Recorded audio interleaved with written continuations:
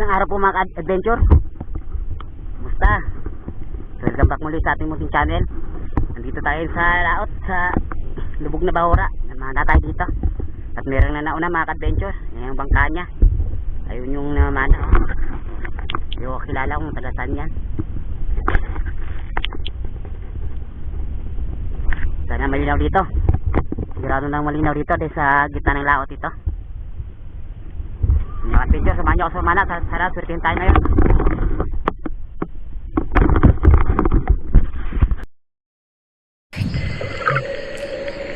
At dito mga adventure, sa ilang beses ko ng pag-dive, ngayon lang tayo nakita ng pana dahil maraming isda nga, kaso lang napakailap.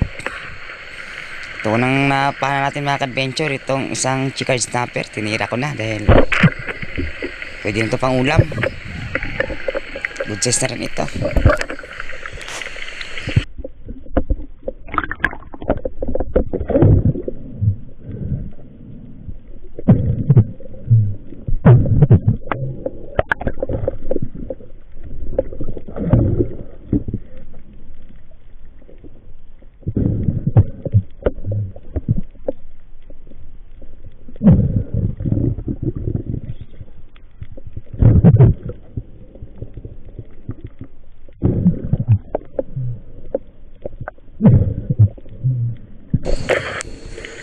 At ito nga sumunod, isang chikard snapper pa rin.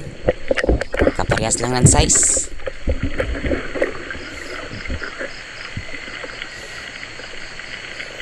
Ayun. Buti itong mga chikard snapper na ito, maamo sila. At ito na yung last na isda ko dito sa spot at mga adventure. Dahil pagkatapos ito lumipat ako sa kabilang spot. Dahil napakailap ng mga isda dito.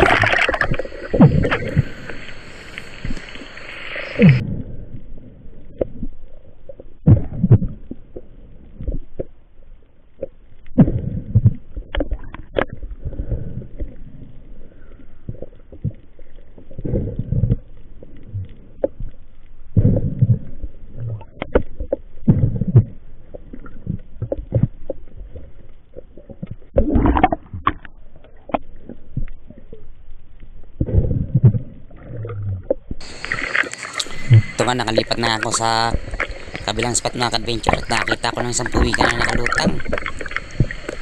At tinuntan ko agad yung spot ng bahay ng mga sweet lips mga adventure. Ay yung malaking bato na yan. At di nga tayo nabigo. Napakarami nila ngayon. At itong oras na ito natira talaga natin yung isa. Nabawasan na natin ng isa. Ilang beses ko na itong ginagapang itong malaking bato na to. Kasi nga lang di natin matira-tira dahil napakailap. Ito na nga.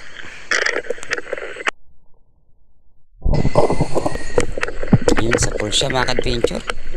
Tuhog siya. Kaso nga lang halos di nakatagos yung shop dahil medyo distansya siya. Kaya di ko na lang pinilit na hilain. Baka kawala. Pagkalitan ko na lang.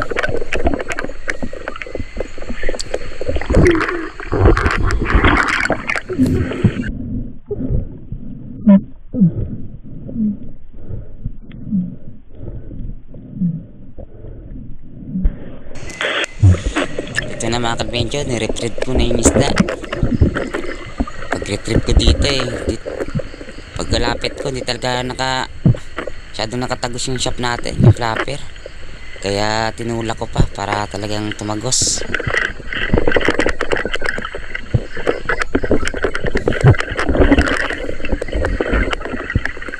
Sa wakas nabawasan din natin mag-isa yung mga sweet tips dito. Dahil matagal na natin naapalan ng mga sweet tips. Thank you Lord. Ipawasan ko natin ang lipati. Napakarami nila. Buti natira natin yung isa. Thank you Lord. Lagi ko inaabangan dito.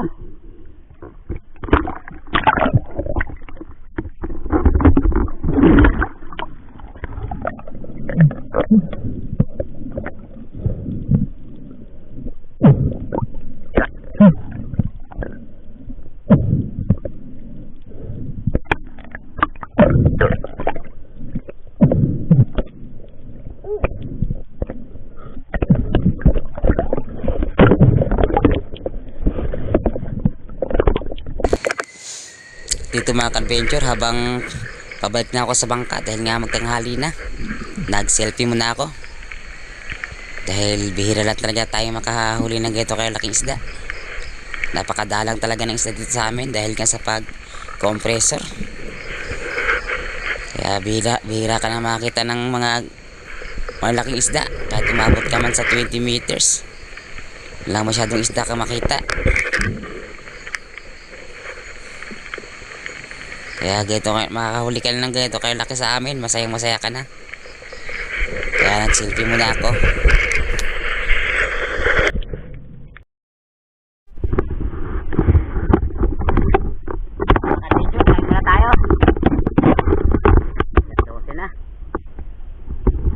Nakadali tayo ng malaki na bawasan din natin yung tagal nating naabangan ng mga sweet lips. Napakarami pa rin nila. Nabawasan natin ng isa. Mga ka-adventure, oh. Malaki na rin to. Yun. Dapat ka.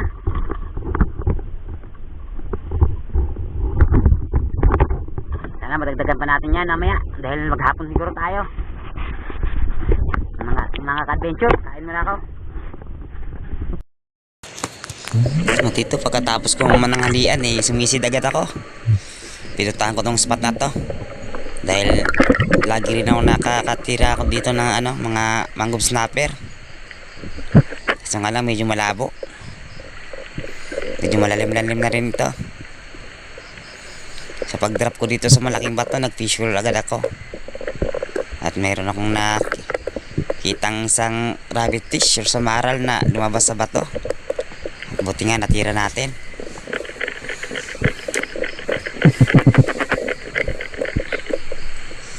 Yun mga ka-adventure, yun sa full share.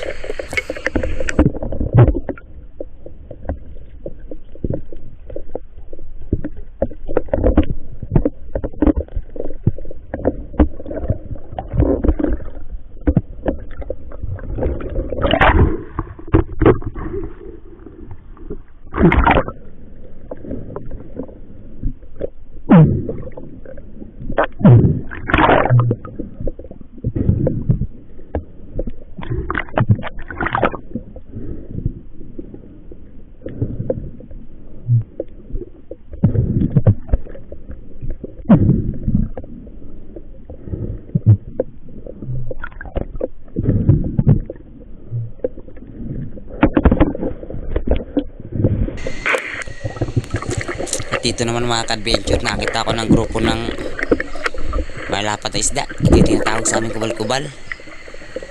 Kaya nag-drop agad ako dahil mga good size na rin. Pinili ko yung mas malaki sa kanila, yung pinakamalaki. Ayun, sa full share.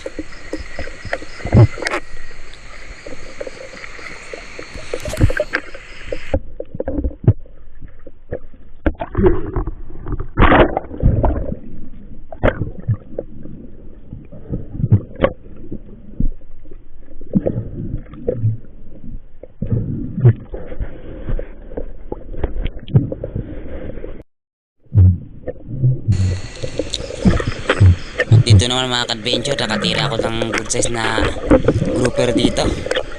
Dili natin na-videohan pagtira. Pag-retrieve ko dito nasa ilalim ng butas. At sa dito mga ka-adventure, nawala yung flashlight ko dito pagkatapos. Hindi ko lang namalayan, nahulog na pala sa kamay ko dahil maluwag nga lang yung tali niya. Sayang to mga ka-adventure, kailangan ko nang babalikan ko bukas. Hanapin ko to dahil sayang, wala na tayong magagamit na flashlight sa mga magsilip sa mga bato at hindi na rin tayo makakapag night dive. Kailangan pa natin mag-ipon para maka-order ulit ng flashlight kung hindi man natin ito makita.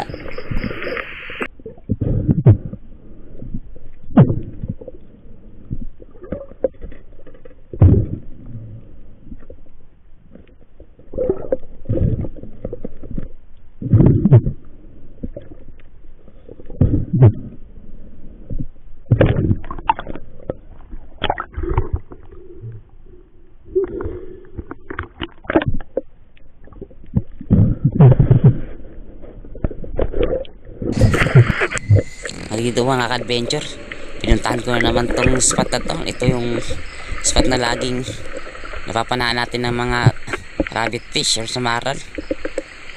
At sa oras ito mga ka-adventure, meron nga.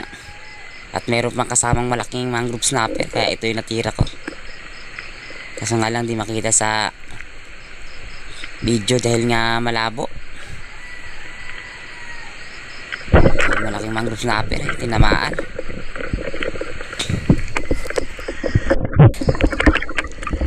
Mas advantage talaga mga ka-adventure kung kabisado mo yung spot mo, dahil pupuntahan mo lang yung mga spot na nilalagyan ng mga isda.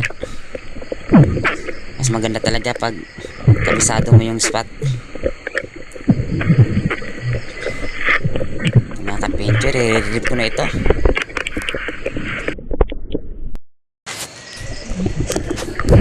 Ito nga mga ka-adventure, binalikan ko na. Ni-retrieve ko ng isda dahil nga sinabit sa ilalim ng bato.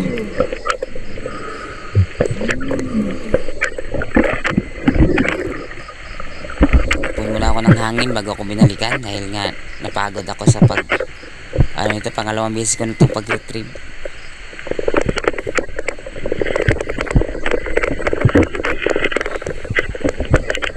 Nakuha na nga natin mga adventure. Ito na rin pala yung last na sisid natin, last na isda natin, dahil nga pagkatapos ito umuwi na ako dahil alas 3 na rin. Isa tayong mamana alas 7 ng umaga. Thank you Lord. Huwag na magbalaki natin adventure. Mangrove snapper. Thank you Lord.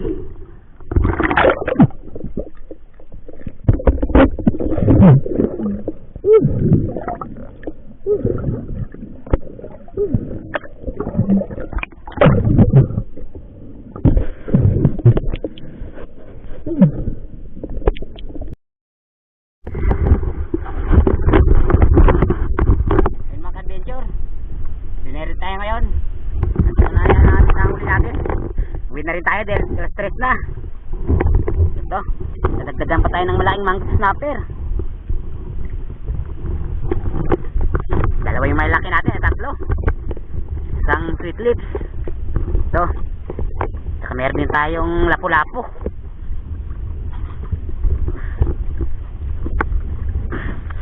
Bigyan tayo ng blessing ngayon ng si God. Sarado na ito mga ka-adventure. Patang linaw na ito. Uwi na tayo mga ka-adventure dahil hapon na rin.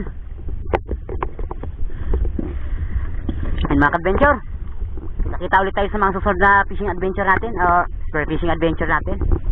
Maraming salamat.